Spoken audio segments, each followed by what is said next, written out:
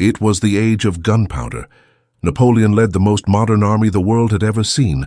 Muskets, cannons, iron discipline. And then, at the edge of the battlefield, appeared men who fought like it was 1,000 years ago, with bows and arrows. They fought from the backs of their horses.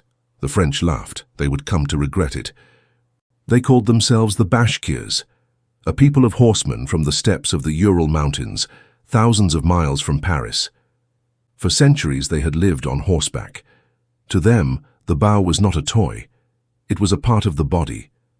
When the Tsar called his empire to arms against Napoleon, thousands of these riders rode west.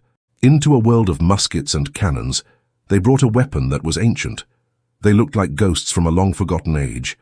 Napoleon's soldiers didn't know whether to stare or to laugh, men with bows and arrows against guns. They gave them a nickname, half amused, half contemptuous, the Cupids, like the little gods of love with their tiny arrows. A French officer named Marbot wrote about them with pure scorn. These half-wild Asiatics, he sneered. To the proud Grande Armée, the Bashkirs were a joke, a curiosity, something you told stories about around the campfire. But the joke had a catch. Because in 1812, Napoleon's Russian campaign shattered in the ice. His enormous army, hundreds of thousands of men, began its retreat, starving, freezing, finished. And above that dying army they circled.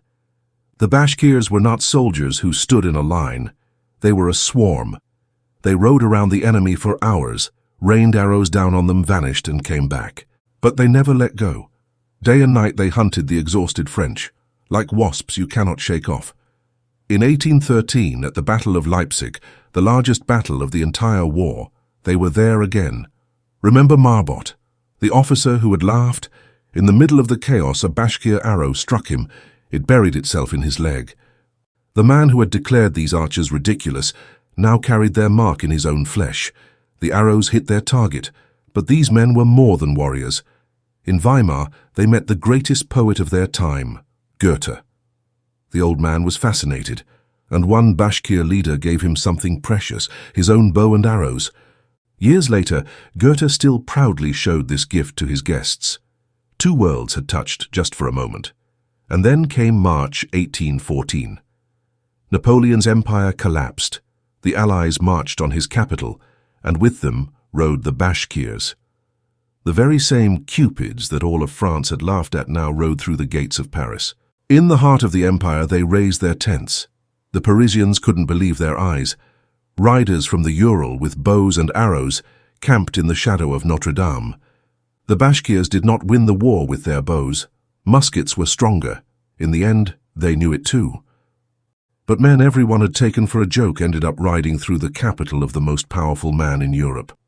He who laughs last laughs best, and sometimes he comes on a horse from the steppe with a bow across his shoulder.